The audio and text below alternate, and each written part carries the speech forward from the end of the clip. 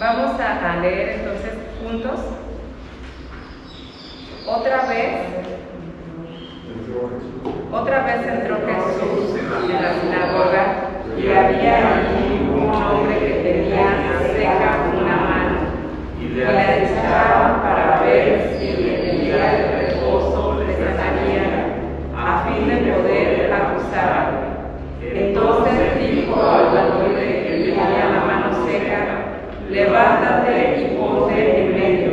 Y le dijo: ¿es lícito en los días de reposo hacer bien o hacer mal, salvar la vida o quitar la alma? Pero ellos callaban.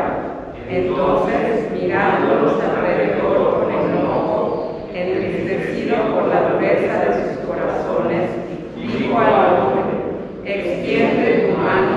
Y él la extendió, y la mano le fue restaurada sana. Y salidos los fariseos, tomaron consejo con los herodianos para escribir. Vamos a escuchar la palabra de Dios por nuestro hermano Jorge.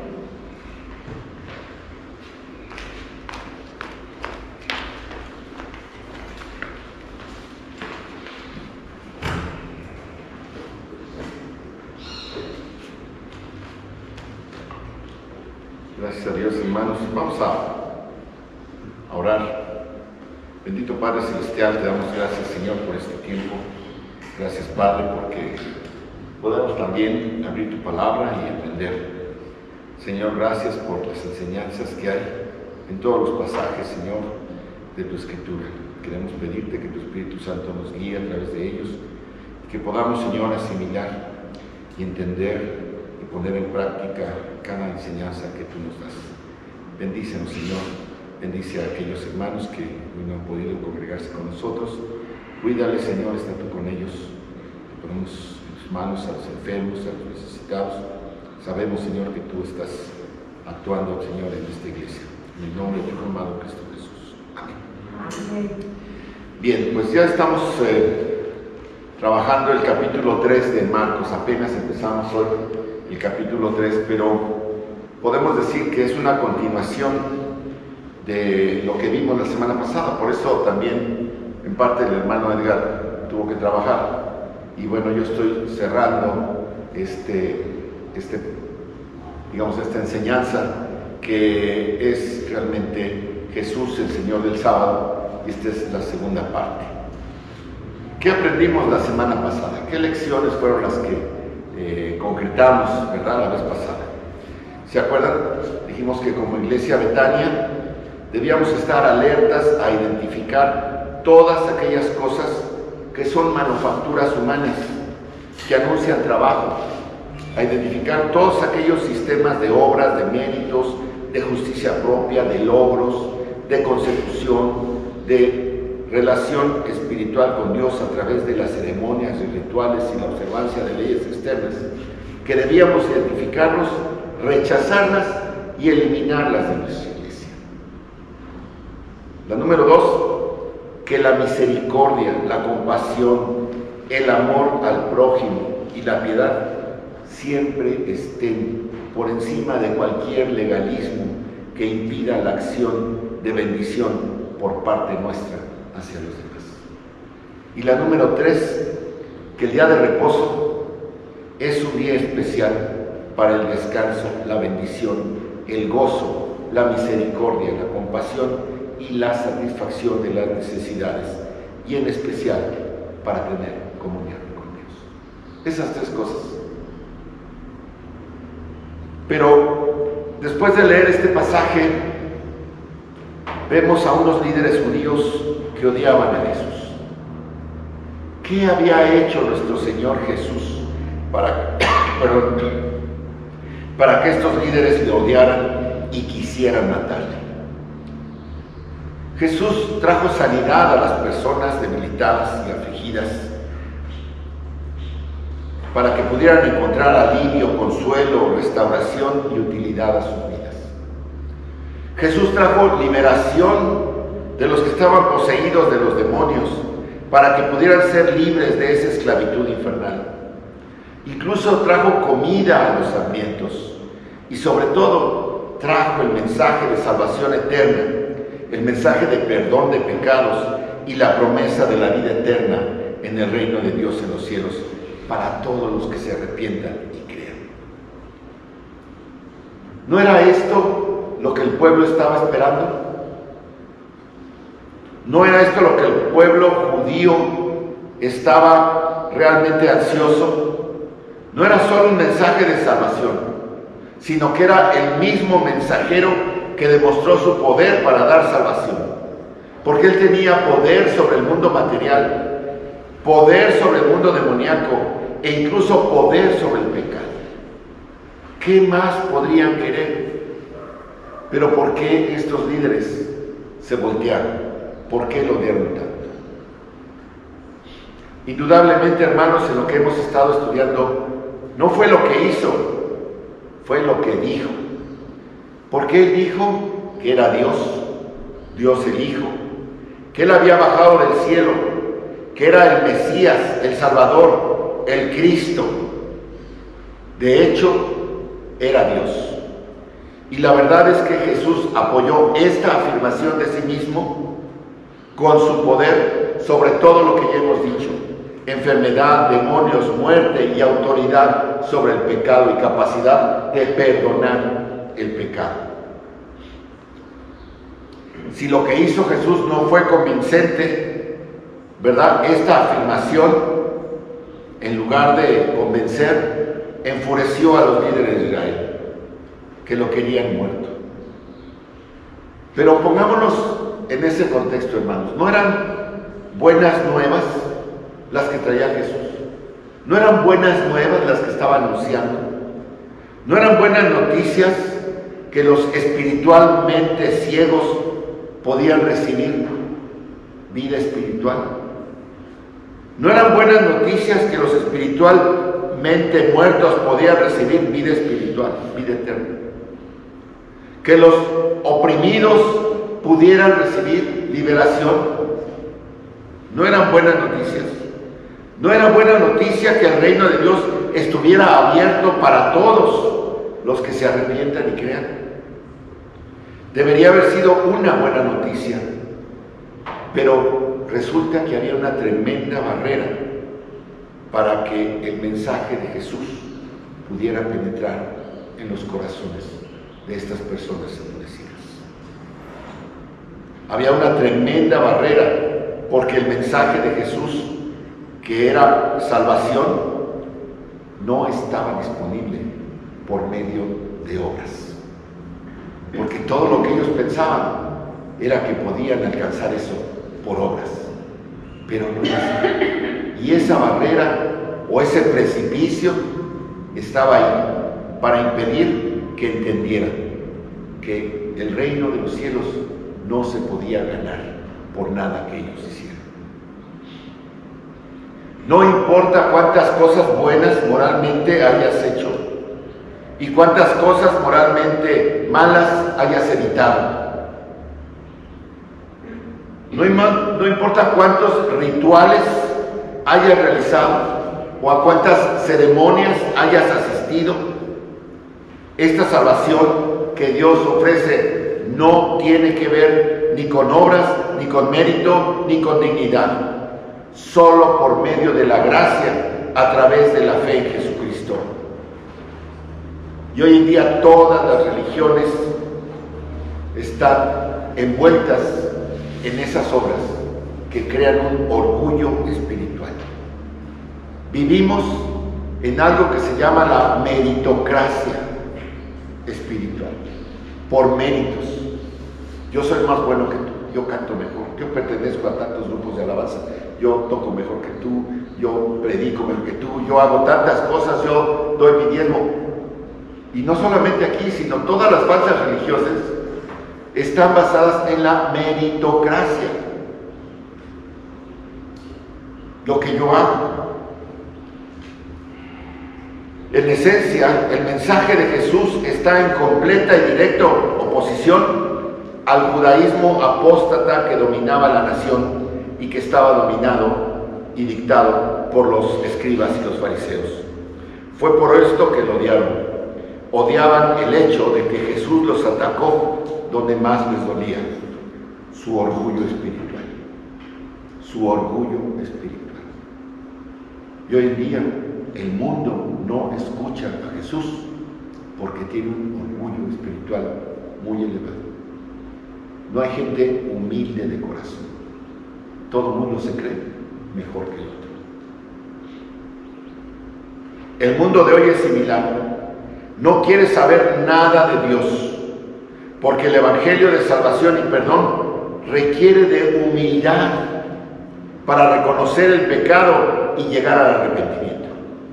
Pero finalmente es el orgullo el que ciega al hombre, y Satanás es experto en fortalecer el orgullo del hombre. Desde Adán y Eva, ¿se acuerdan? ¿Qué les dijo? Coman, porque van a ser igual que Dios. Van a ser como Dios. Así les dijo. Y ese ha sido el engaño eterno, y el hombre siempre ha querido ser como Dios, su orgullo. Los líderes religiosos y toda la gente que los seguía se portaban bien.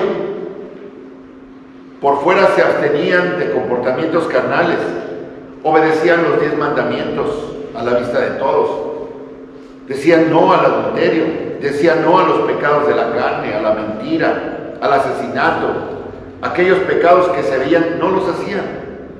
Podían decir como el joven rico: todo esto he guardado, todas las leyes he guardado desde mi juventud. Lo podían decir abiertamente. Y créanme, parecía cierto. Pablo era uno de ellos. El mismo Pablo, Saulo de Tarso, era uno de ellos. Filipenses 3, 4 y 6 dice: yo tengo también de qué confiar en la carne. Si alguno piensa que tiene de qué confiar en la carne, yo más. Circuncidado al 8º día, del linaje de Israel, de la tribu de Benjamín, hebreo de hebreos, en cuanto a la ley, fariseo, en cuanto al celo, perseguidor de la iglesia, en cuanto a la justicia que es en la ley, irreprensible. Pablo se podía jactar más que todos estos. Hermanos, el orgullo espiritual es un pecado que, como todos los demás pecados, condena.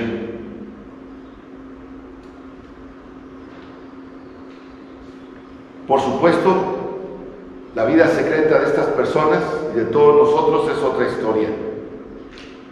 En secreto, estos fariseos que no podían contener la carne, en secreto podían cometer todos los pecados que todos cometemos en nuestros corazones. El Sermón del Monte, Jesús habla sobre esto. Dijo esencialmente, por ejemplo, en Mateo 5, versículo 22, dice: pero yo os digo que cualquiera que se enoje contra su hermano será culpable de juicio. Y cualquiera que diga necio a su hermano será culpable ante el concilio. Y cualquiera que le diga fatuo quedará expuesto al infierno del fuego. Y el versículo 28 dice: pero yo os digo que cualquiera que mira a una mujer para codiciarla ya adulteró con ella en su corazón. Jesús habla de esos pecados ocultos y dice: de nada le sirve lo externo, porque yo conozco sus corazones. Jesús revisó una larga lista de pecados invisibles para exponer la verdadera corrupción del corazón. Jesús le dijo: están corruptos por dentro. Hermanos, sabemos que si la persona no es regenerada, si no ha sido transformada, si no ha sido cambiada y convertida por creer en el Evangelio de Jesucristo, no hay nada que pueda lidiar con la miseria de su corazón. Por fuera se puede ver muy bien, por fuera puede estar muy bien, pero por dentro es miserable en su corazón. Puede maquillarlo controlando su comportamiento, pero no puede hacer nada al respecto por lo que carga adentro, por ese pecado que está corrompiendo. Sabemos que, y vimos la vez pasada, perdón, que Dios instituyó el sábado, Génesis 2:3, el descanso después de haber creado el mundo en 6 días. Y bendijo Dios el séptimo y lo santificó y lo apartó. Y el mandamiento más explícito está en Éxodo 20, del 8 al 11. Acuérdate del día de reposo para santificarlo. Y si alguien quiere saber más, Éxodo 31, ¿verdad? Del 12 al 17, define lo que esto significa. Y lean ustedes, hermanos. Nada más dice, no trabajes. No hagas lo que haces de lunes, de domingo a viernes, por decir los días. No hagas lo que haces normalmente del día 1 al día 6. El día 7, descansa. Deja de trabajar. Cualquier trabajo que estás haciendo, no lo hagas, así de sencillo. Ese fue el mandamiento. Adora a Dios. Tómate un día de descanso, no trabajes. Ese día fue, dijimos, para descanso, recreación, restauración y principalmente adoración. Por eso es que la acusación contra el mundo que hace Jesucristo en Juan 3:19 dice, y esta es la condenación, que la luz vino al mundo y los hombres amaron más las tinieblas que a la luz, porque sus obras eran malas. La gente que anda en tinieblas está encantada con las tinieblas. ¿Por qué es malo? Porque hacen obras malas. Y los judíos están incluidos, estos judíos fariseos y la gente que los seguía. Porque la gente está en una oscuridad tan profunda y espesa, incluida la oscuridad religiosa. Y esa oscuridad, hermanos, es tan preciosa para ellos porque llena su orgullo. Odian la luz de la verdad, niegan venir y ver la luz. Por eso Juan en el capítulo 1 dice, a los suyos vino, mas los suyos no lo conocieron, no lo recibieron. Las religiones falsas y las ideologías erróneas son oscuridad profunda y espesa, construida sobre el orgullo espiritual. Qué bueno que estamos estudiando todas esas ideologías falsas, porque son orgullo, son orgullo. Me platicaba Lindis de un vínculo que le pasaron en una conferencia de una persona sobre el feminismo. Dice, no es que las feministas quieran ser iguales, no está buscando igualdad que el hombre, está buscando ser superior al hombre. Son ideologías falsas. Estas religiones falsas y las ideologías erróneas son oscuridad profunda y espesa, construida sobre el orgullo espiritual. Odian la exposición de la luz, de la gracia y el arrepentimiento. Nadie se quiere arrepentir. No son culpables de nada. Aman su oscuridad condenatoria porque aman tener un alto concepto de sí mismos. Aman que la gente tenga un alto concepto de ellos mismos. Y entonces, mira qué espiritual es, mira qué bueno es, mira qué recto es, mira qué rico es, mira qué guapo es. O sea, aman que les estén idolatrando. Y el mundo está lleno de ídolos y de idólatras. Por eso es que el negocio del entretenimiento ahorita es el que ya deja más que cualquier otra cosa, más que los alimentos. Y no nos explicamos cómo un entertainer gana más que alguien que trabaja en el campo o que trabaja, como dicen, sobándose el lomo para producir algo.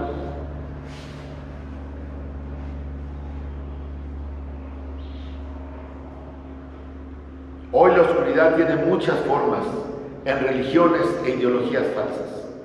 Fíjense lo que dice Colosenses 2:8, dice, mirad, Pablo hablando a los colosenses les dice, mirad que nadie os engañe por medio de filosofías y huecas sutilezas, según las tradiciones de los hombres, conforme a los rudimentos del hombre, del mundo, y no según Cristo.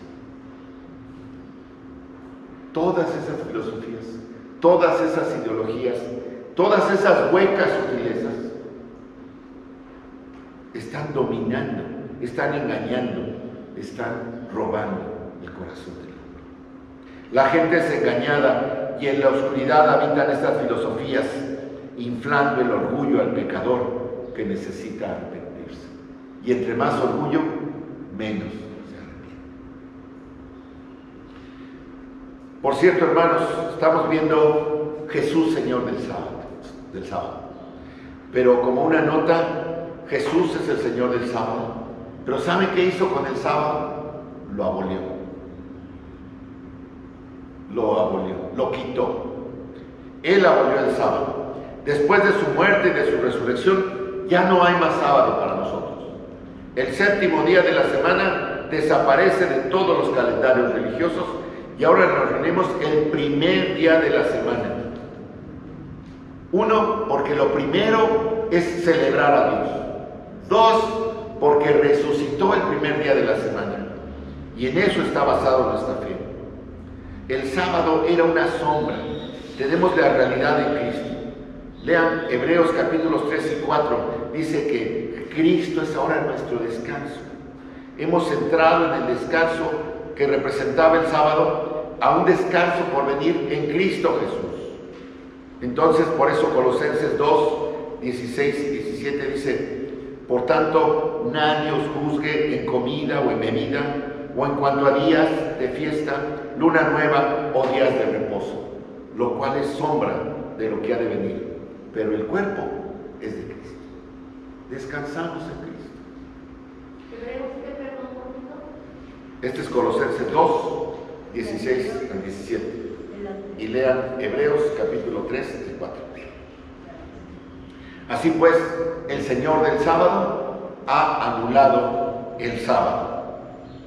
Jesús dice que el sábado nunca tuvo la intención de ser restrictivo. El sábado fue hecho para el beneficio del hombre, ya lo vimos en el versículo 27, para que sea un tiempo de descanso, bendición, gozo y refrigerio. No fue el hombre quien fue hecho para ajustarse a algunas restricciones ridículas en ese día. Y el Señor del sábado demostraría una observancia adecuada del sábado. Jesús se puso deliberadamente en oposición a sus enemigos. Y los tres evangelios sinópticos registran estas dos historias, la que vimos la semana pasada y esta del hombre de la mano seca, juntos. Tanto Mateo, Marcos y Lucas las registran juntas. Así que vayamos a este pasaje. El contexto es: Jesús entró en una sinagoga, dice el versículo 1. Nuevamente en algún lugar de Galilea. ¿En cuál de todos los pueblitos de Galilea? No sabemos.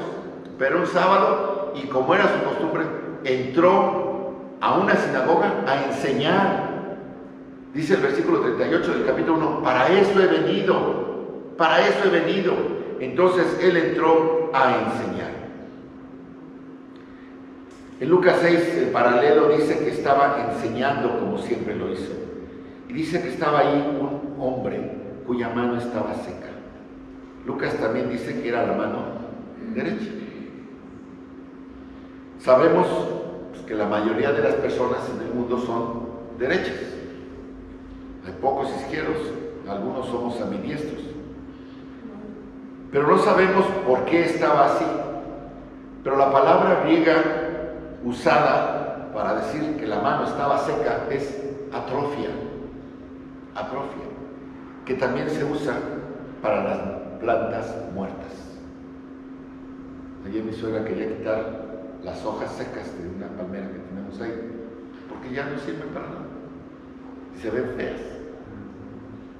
Digo, no se preocupen, después las quitamos, pero quería quitar las hojas secas porque no le gustan las hojas secas, o sea, están atrofiadas, ya no sirven para nada.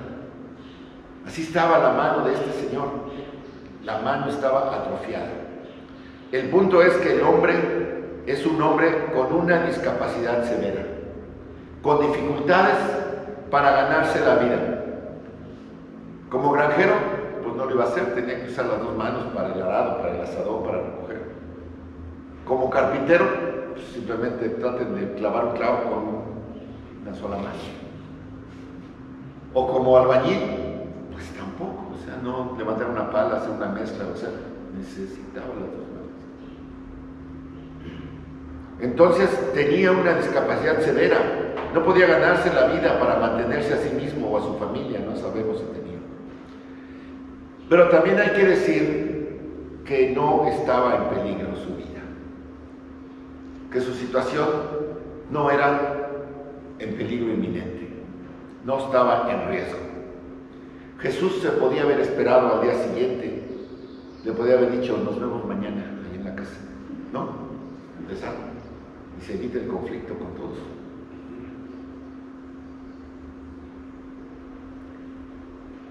¿Pero por qué lo hace Jesús? Hay otro elemento en el contexto, en el versículo 2, fíjense que dice que ellos lo estaban viendo, lo estaban observando, ¿verdad? Estaban fijándose qué hacía, qué decía. ¿Para qué?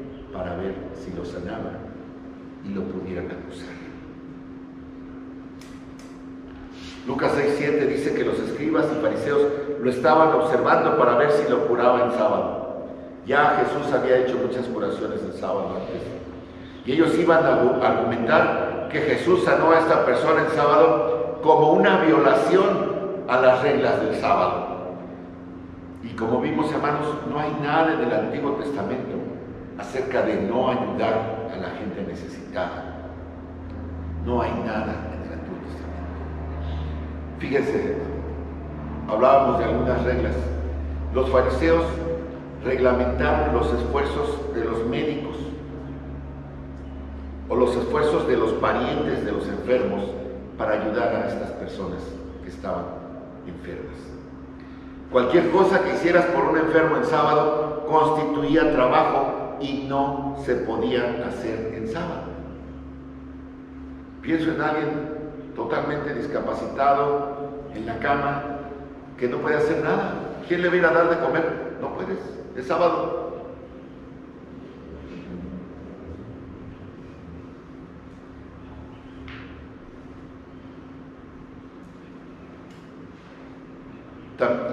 Desarrollaron los judíos una excepción, dijeron la regla es muy dura. Así que solamente si la persona se está desangrando, chorreando sangre, si se va a morir, si su muerte se ve cerca y está amenazada de muerte por la situación, entonces puedes detener la hemorragia. Esa era la única excepción que decían estos fariseos. Los fariseos querían ver a Jesús violar el sábado, pero nunca habían visto un sanador como lo había habido, como era Jesús. Ya dijimos, no había, en todo el Antiguo Testamento, antes no se habla de nadie que fuera haciendo milagros. No había, no hubo. No había alguien que sanaba al que se le atravesaba.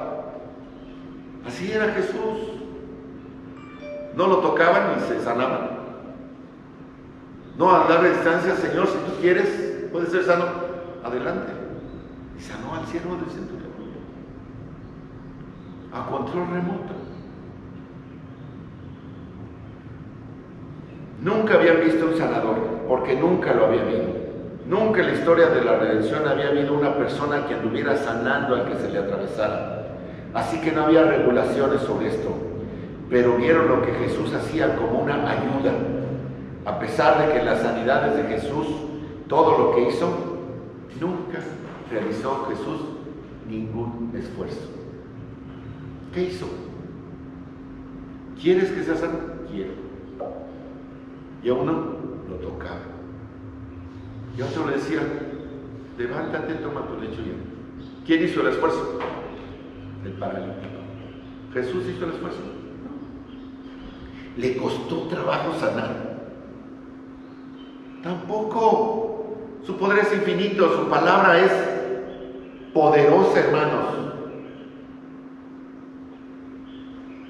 Pero estos vieron que lo que Jesús hizo era una ayuda, aunque nunca hizo ningún esfuerzo. Sanó con la palabra, sanó con un toque. pero debido a que esto constituía ayudar a alguien, lo colocaron en la categoría de violación, de ayudar. Y al final del versículo 2 dice, y estaban acechando para ver si lo curaba en sábado, para acusarlo. Acechando. Teníamos en mi casa un perro samoyedo, no sé si los conocen. Son unos perros muy bonitos, del tamaño de un pastor alemán, blancos, muy peludos, esquimales, se confunden con la nieve. Y donde vivíamos, en la calle de Pino, en la parte de hasta atrás, vivían unos vecinos, y Gustavo, mi esposo, siempre salía a las 8:30, prendidísimo, o sea, trabajaba y siempre iba con su traje oscuro, camisa blanca, prendido Gustavo. Y mi perro samoyedo lo acechaba. Y me acuerdo que pues al principio había un arbusto así como las estas, ¿no? Pero el perro mismo se fue acabando el arbusto y luego quedaba una ramita. Y el perro se ponía atrás de la ramita para que viniera Gustavo. Y cuando venía Gustavo se le subía y le ponía todo el traje lleno de pelos blancos. Lo estaba acechando y nos encantaba verlo, la verdad es que... Y ya Gustavo salía con una galleta o algo para aventársele al Toby, para que no lo estuviera molestando. Pero así me imagino a estos fariseos acechando a Jesús, escondidos ahí atrás, pero pues todo el mundo sabía qué es lo que querían hacer. Querían acusarlo, estaban acechando para ver si lo curaba el sábado, para acusarlo. Y así están parados allí en silencio, como los grandes protectores del sábado, esperando y esperando y esperando a que Jesús violara el sábado. Pero ¿qué creen? Como los cohetes del 15 de septiembre, se les cebó. Hay una pequeña nota que Lucas agrega en el capítulo 6, versículos 8, dice, mas él conocía los pensamientos de ellos. Jesús siempre sabe lo que la gente está pensando. Eso se llama omnisciencia y es una característica única, absoluta de Dios. Es Dios. Jesús conocía su pensamiento. Él lo sabe todo. Juan 2, 24 y 25 dice, pero Jesús mismo no se fiaba de ellos porque conocía a todos y no tenía necesidad de que nadie le diese testimonio del hombre, pues él sabía lo que había en el hombre. Jesús sabía lo que estaba pensando. Él lee sus mentes.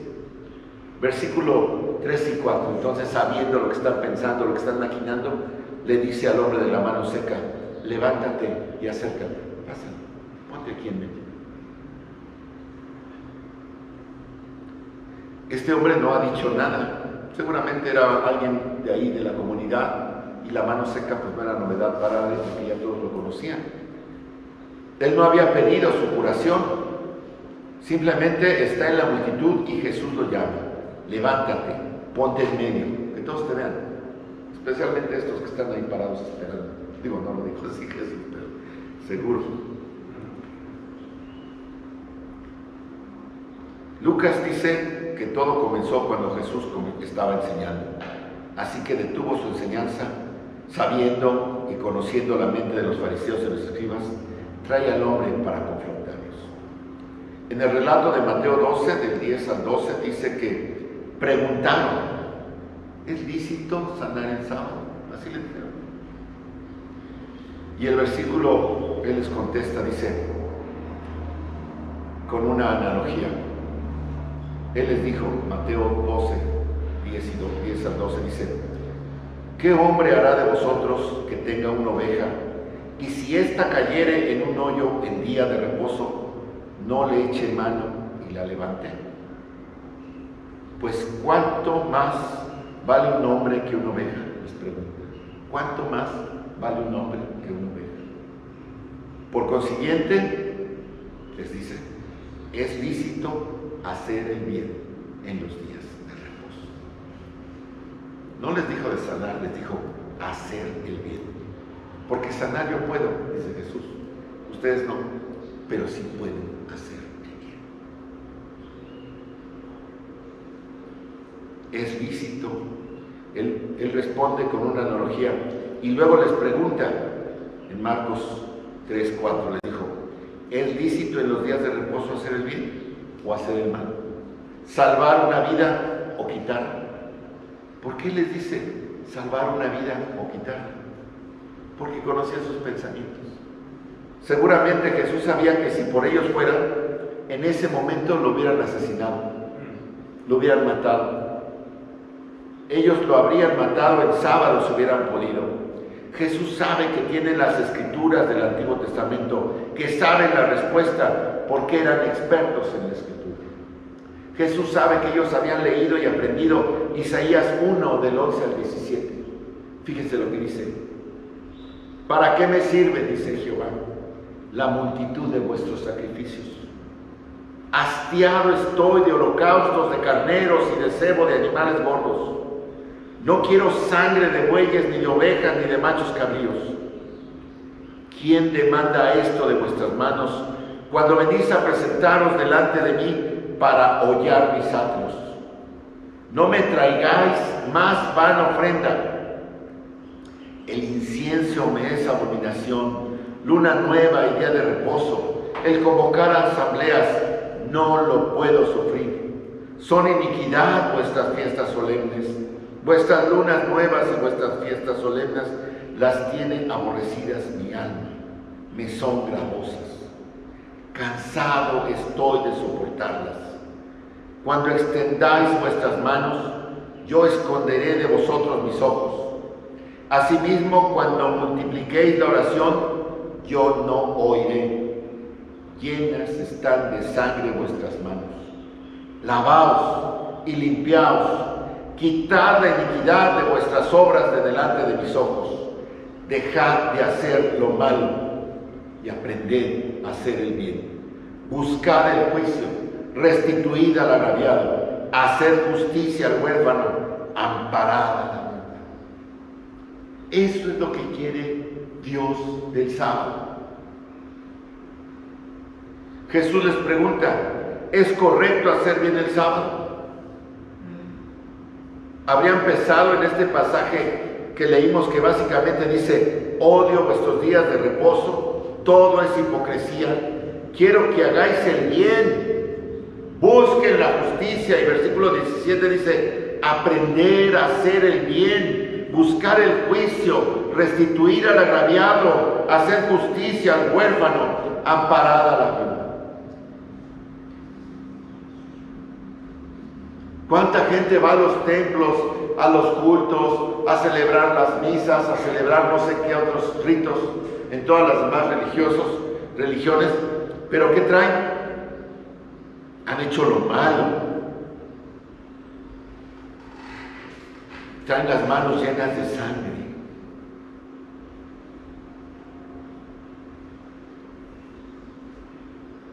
También sabían Isaías 58 del 6 al 11. Fíjense lo que dice: ¿no es más bien el ayuno que yo escogí? Desatar las ligaduras de impiedad, soltar las cargas de opresión y dejar libres a los quebrantados, y que rompáis todo yugo. ¿No es que partas tu pan con el hambriento y a los pobres errantes albergues en casa? Que cuando veas al desnudo lo cubras y no te escondas de tu hermano. Entonces nacerá tu luz como el alba, y tu salvación se dejará ver pronto. E irá tu justicia delante de ti, y la gloria de Jehová será tu retaguardia. Entonces invocarás y te oirá Jehová. Clamarás y dirá él: heme aquí. Si quitares de en medio de ti el yugo, el dedo amenazador y el hablar vanidad, si dieres tu pan al hambriento y saciares al alma afligida, en las tinieblas nacerá tu luz, y tu oscuridad será como el mediodía. Jehová te pastoreará siempre, y en la sequía saciará tu alma, y dará vigor a tus huesos, y serás como huerto de riego, y como manantial de aguas, cuyas aguas nunca faltan. Y versículos 13 y 14 dice: si retrajeres el día de reposo, si retrajeres del día de reposo tu pie, de hacer tu voluntad en mi día santo, y lo llamares delicia, santo, glorioso de Jehová, y lo venerares, no andando en tus propios caminos, ni buscando tu voluntad, ni hablando tus propias palabras, entonces te deleitarás en Jehová, y yo te haré subir sobre las alturas de la tierra, y te daré a comer la heredad de Jacob tu padre, porque la boca de Jehová lo ha hablado. ¿Cuántas iglesias en el día del Señor hacen su voluntad? Grandes producciones, grandes escenarios, grandes espectáculos. Se olvidan de llamar el día del Señor delicia, santo, glorioso a Jehová. Se olvidan de dar la gloria a Jehová y dan la gloria a otros, al show.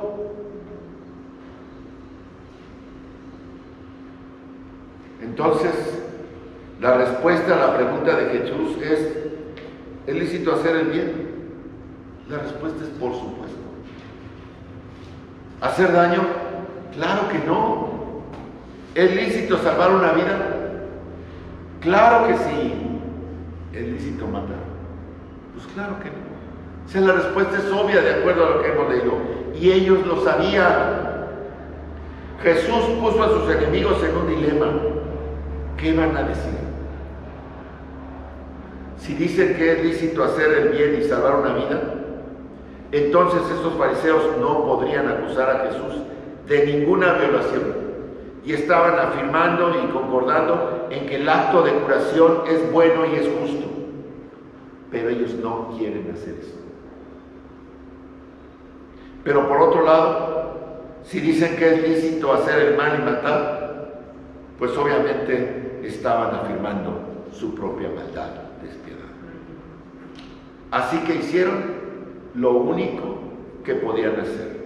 Final del versículo 4 dice: guardaron silencio. Jesús les cerró la boca.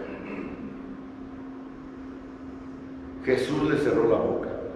Ellos sabían lo que decía el Antiguo Testamento. Sabían que el sábado era de todos los días para bien y no para mal. El problema subyacente, el problema real es: ¿quién de nosotros está honrando a Dios?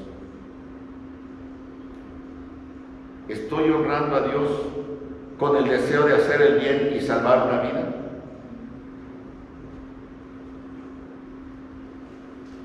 ¿O vengo aquí con las manos sucias? ¿Cómo venían esos fariseos? Queriendo hacerle daño a Jesús y matarlo. ¿Quién está del lado de Dios? El versículo 5 es muy importante, es duro, pero nos muestra una parte de la persona de Dios. Fíjense lo que dice. Después de mirarlos alrededor, ¿con qué? Con ira, con enojo. Yo no me imagino a Jesús mirándome con ira, con enojo. Qué miedo, qué temor,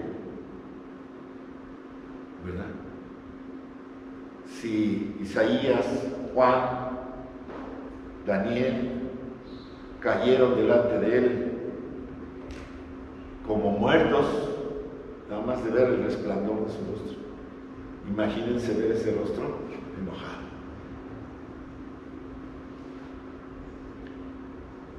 Imaginemos esa escena, el aire está cargado de silencio, se callaron, no respondieron. Tal vez respirando muy despacito o conteniendo la respiración.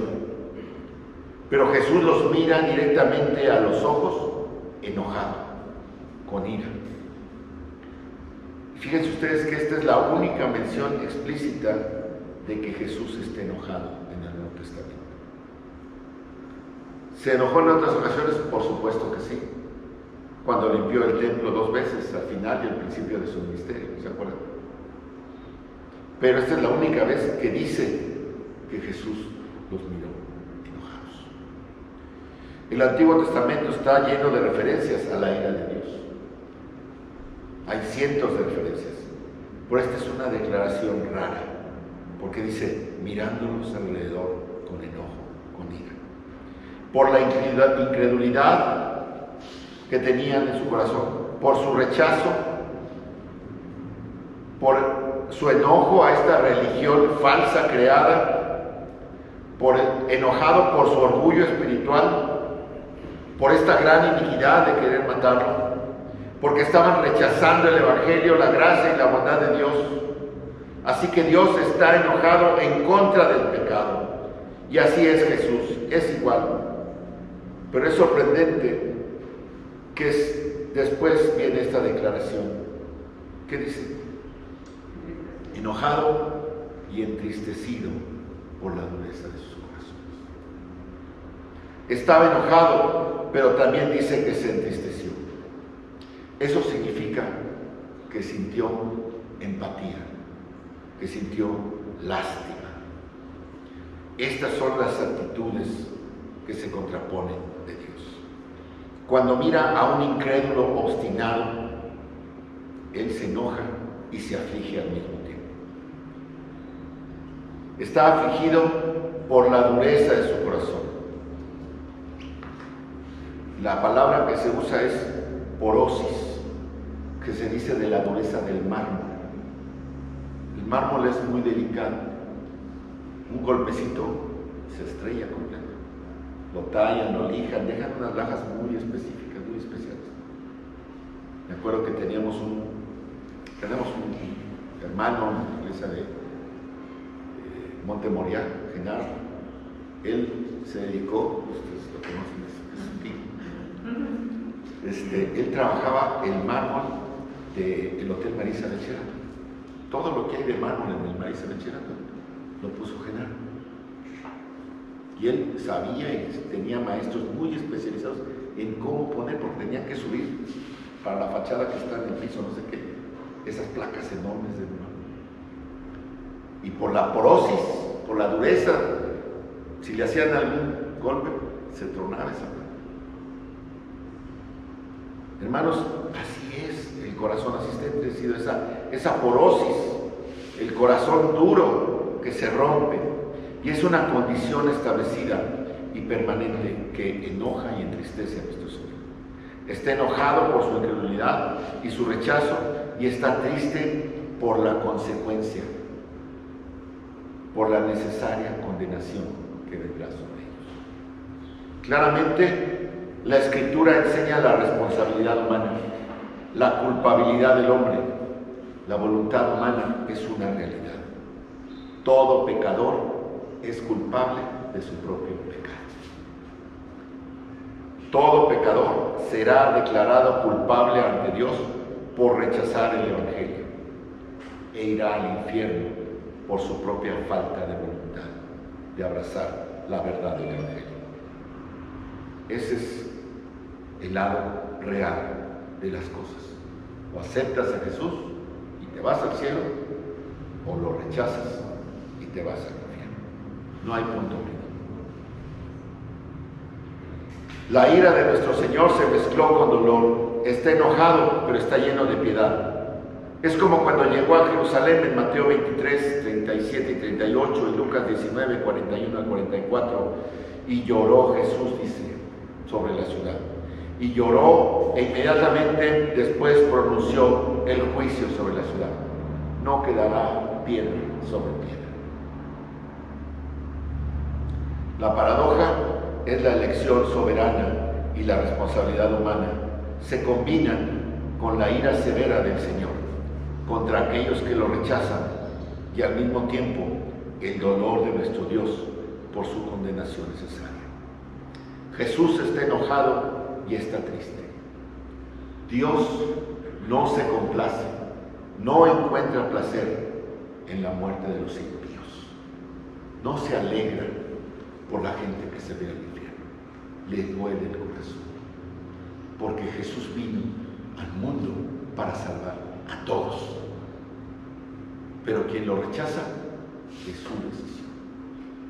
y eso a Dios le duele.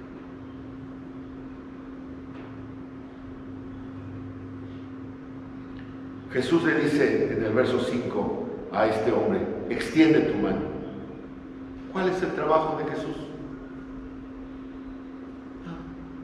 Extiende tu mano. Tal vez el que trabajó más fue el de la mano seca, que le costó extender su mano.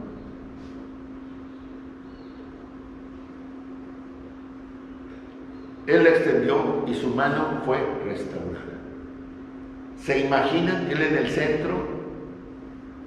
El murmullo que recorrió la sinagoga. Todos lo conocían y todos pudieron ver su corazón. Debe haber sido tremendo lo que pasó en ese lugar, cuando esa mano tomó una forma perfecta y se volvió completamente funcional en un instante. Después de ser testigo de algo así, hermanos, cualquier persona razonable y sensata, incluso un fariseo y un escriba, podría decir: necesito pensar quién es Jesús, cómo es que lo hizo. Por muy mal que estuviera yo en contra de Jesús, al ver eso, cualquier persona razonable hubiera repensado, reflexionado: ¿qué está pasando aquí? Tengo que revisar mi forma de ver a Jesús. Tengo que volver a echar un vistazo a las Escrituras. No pasas de una mano seca a una mano en pleno funcionamiento así como así. Lucas 6:11 dice: se llenaron de ira. Se llenaron de ira. Una ira irracional. La forma simple de traducirle es que estaban llenos de locura, perdieron la cabeza, vacíos de comprensión, fuera de control. Su locura está motivada por ese odio a las enseñanzas de Jesús que ataca su orgullo espiritual. Lucas 6:11 dice: y ellos se llenaron de furor y hablaban entre sí qué podrían hacer contra Jesús.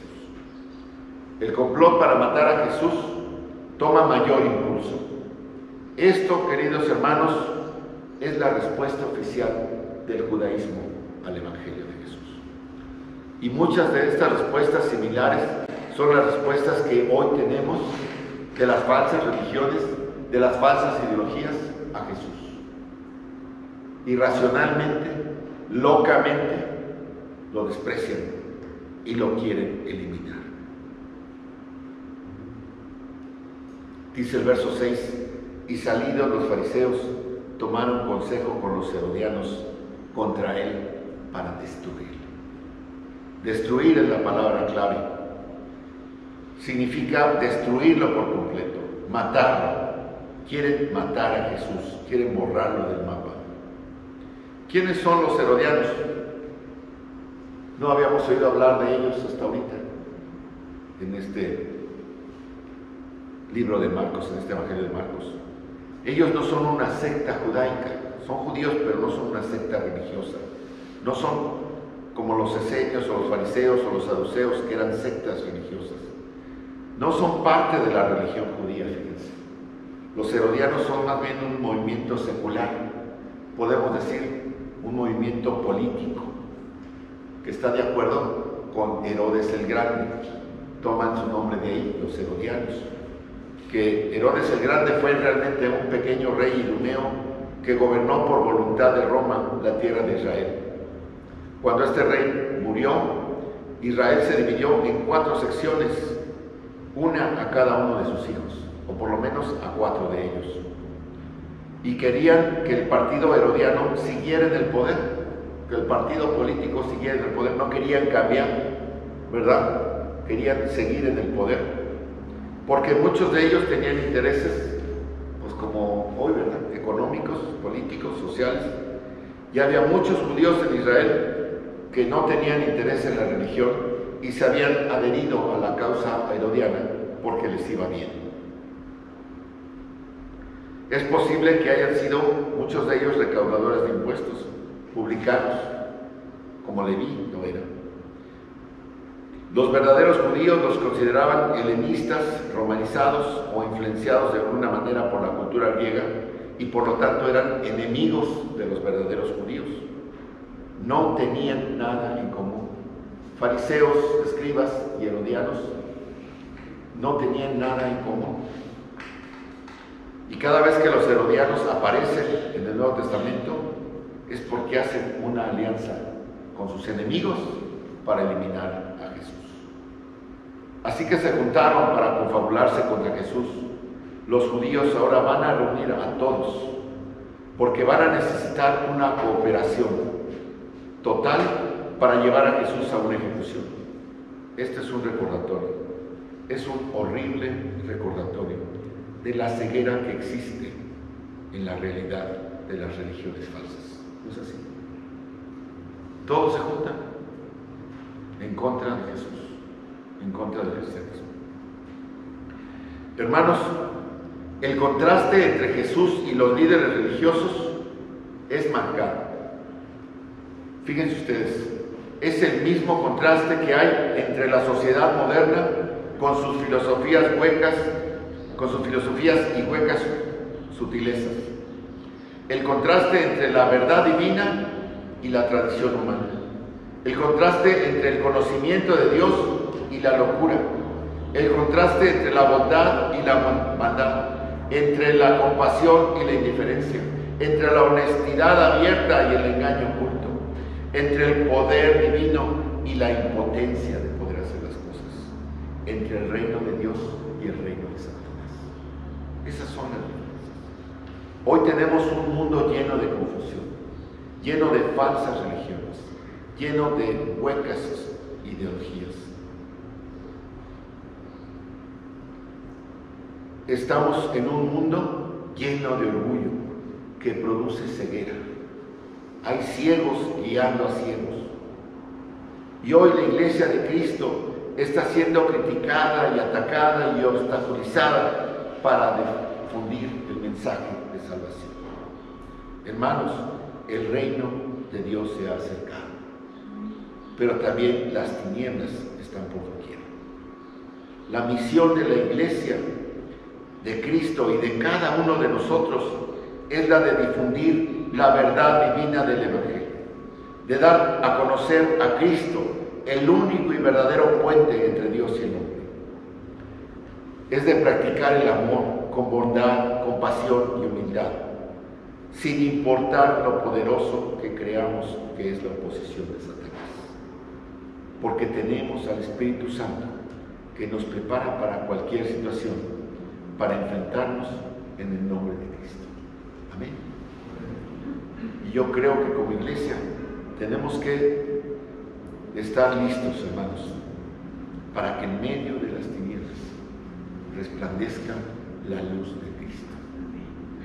Nosotros somos la lámpara. Jesús es la luz. La lámpara, si no tiene pilas, si no tiene foco, no funciona. Pero Jesús es la luz. Nosotros tenemos que estar dispuestos a ser usados por Cristo, por el Espíritu Santo, para poder alumbrar a los demás. Oremos, hermanos. Bendito Padre Celestial, te alabamos, Señor, y te damos gracias, porque eres bueno, Señor, porque eres maravilloso. Y Señor, pues sabemos que hoy hay mucha oposición, que hoy el mundo está en tinieblas. Señor, que hoy el mundo está con mucho orgullo, que no quiere arrepentirse. Padre, queremos pedir la acción de tu Espíritu Santo para que podamos llevar ese mensaje y que los corazones sean tocados, reblandecidos. Señor, quita esa dureza de todos aquellos que deben escuchar el Evangelio de salvación. Ayúdanos, Padre, a no tener miedo, a ser valientes, Señor, a que en el nombre de Jesús podamos levantar nuestra cabeza, nuestra vista y divulgar la verdad de Cristo, el Evangelio de perdón, de arrepentimiento, de salvación y de vida eterna. En Cristo Jesús. Amén. Amén, hermanos. Dios les bendiga.